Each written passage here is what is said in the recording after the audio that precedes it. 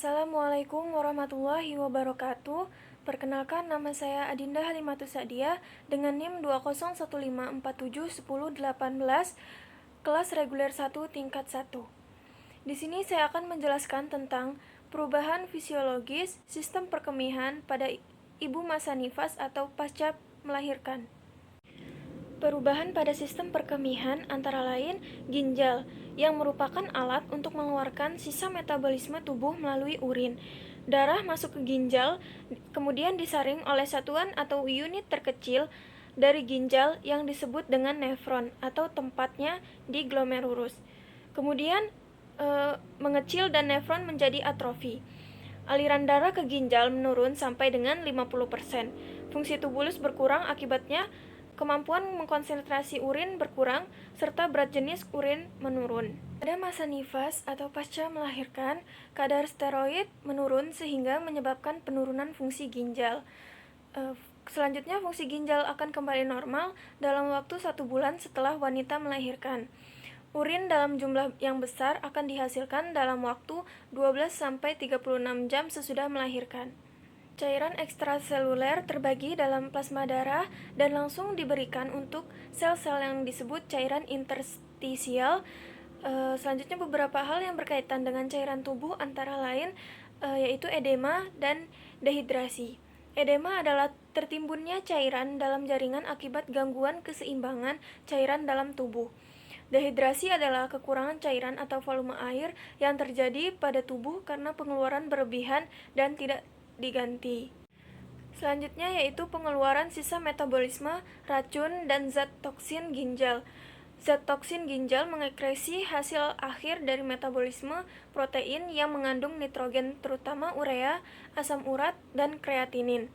Ibu pasca melahirkan dianjurkan segera buang air kecil agar tidak mengganggu proses involusi uteri dan ibu merasa nyaman.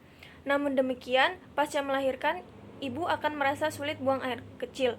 Penyebabnya adalah adanya odema trigonium yang menimbulkan obstruksi sehingga terjadi retensi urin.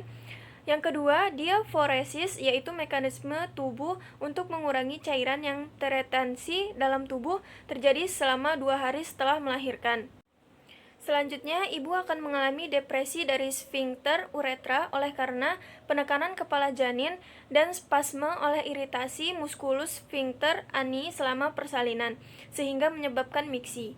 Setelah plasenta dilahirkan, kadar hormon estrogen akan menurun sehingga dapat menghilangkan peningkatan tekanan vena pada tingkat bawah dan hilangnya peningkatan volume darah akibat kehamilan.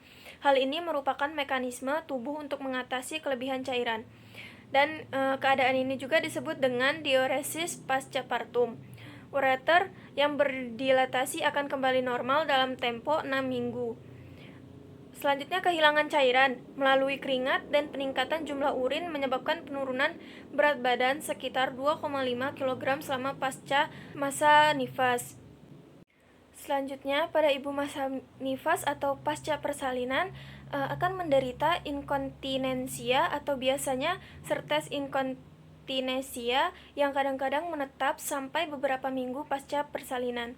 Untuk mempercepat penyembuhan keadaan ini dapat dilakukan latihan pada otot dasar panggul. Bila wanita pasca persalinan tidak dapat berkemih dalam waktu 4 jam pasca persalinan, sebaiknya segera dipasang doer kateter selama 24 jam.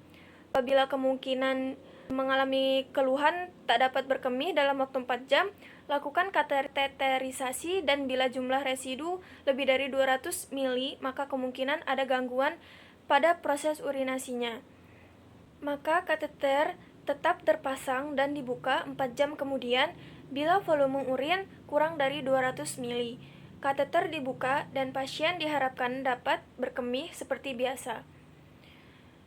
Sekian penjelasan dari saya akhiri. Wassalamualaikum warahmatullahi wabarakatuh.